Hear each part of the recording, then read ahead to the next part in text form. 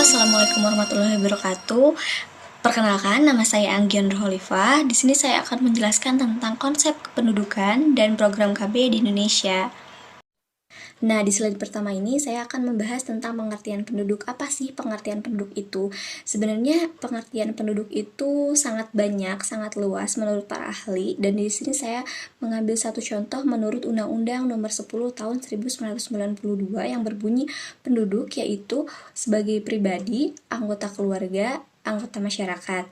Warga sebagai himpunan kuantitas yang bertempat tinggal di suatu tempat di dalam wilayah negara pada waktu tertentu. Lalu di sini ada definisi tentang dinamika kependudukan. Jadi, dinamika penduduk adalah perubahan atau pertumbuhan jumlah penduduk dari waktu ke waktu. Hal ini disebabkan karena adanya peristiwa kelahiran, kematian, dan perpindahan penduduk.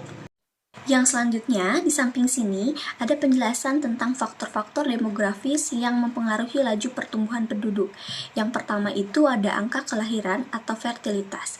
Fertilitas adalah kemampuan seseorang wanita secara real untuk melahirkan yang diwujudkan dalam jumlah bayi yang dilahirkan. Yang kedua, ada angka kematian atau mortalitas, adalah ukuran kematian rata-rata dari penduduk dalam suatu daerah atau wilayah tertentu.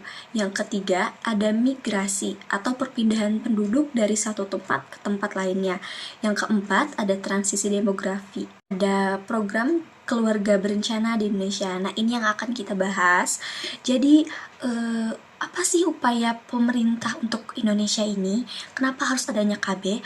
Karena upaya peningkatan kepedulian dan peran serta masyarakat melalui pendewasaan usia perkawinan atau PUP, pengaturan kelahiran, pembinaan ketahanan rumah tangga, peningkatan kesejahteraan keluarga kecil, bahagia dan sejahtera. Jadi pemerintah tuh ingin masyarakat Indonesia itu seperti penjelasan yang di samping sini gitu. Bagian yang terpadu atau integral dalam proses pembangunan nasional bertujuan untuk menciptakan kesejahteraan ekonomi, spiritual, dan sosial budaya penduduk Indonesia agar dapat dicapai keseimbangan yang baik dengan kemampuan produksi nasional. Itu menurut Departemen Kesehatan 1999. Di samping sini ada sasaran program KB. Ada langsung dan tidak langsung. Seperti halnya pada penjelasan di samping, yang langsung itu sasarannya adalah pasangan usia subur yang bertujuan untuk menurunkan tingkat kelahiran dengan cara menggunakan kontrasepsi secara berkelanjutan. Sedangkan yang tidak langsung adalah pelaksanaan dan pengelolaan KB dengan tujuan untuk menurunkan tingkat kelahiran melalui pendekatan kebijaksanaan, kependudukan terpadu dalam rangka mencapai keluarga yang berkualitas dan keluarga sejahtera. Ada tujuan program keluarga berencana ini sangat penting ya untuk ibu-ibu dan anak muda yang ingin menikah atau berencana untuk membuat KB. Ini ada tujuannya untuk dari pemerintah. Yang pertama itu membentuk keluarga kecil yang sejahtera sesuai dengan kondisi ekonomi keluarga tersebut. Yang kedua, merencanakan keluarga kecil dengan 2 anak cukup. Ini sebenarnya merencanakan ya teman-teman, cuman karena memang tipe. Mohon maaf. Yang ketiga, mencegah terjadinya pernikahan usia dini.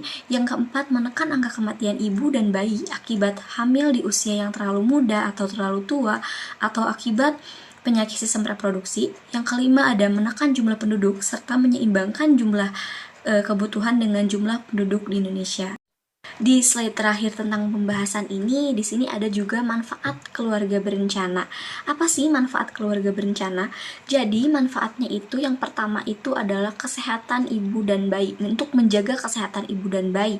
Yang kedua, mendorong kecukupan ASI dan pola asuh yang baik bagi anak. Yang ketiga, mencegah kehamilan yang tidak direncanakan. Yang keempat, mencegah penyakit menular seksual.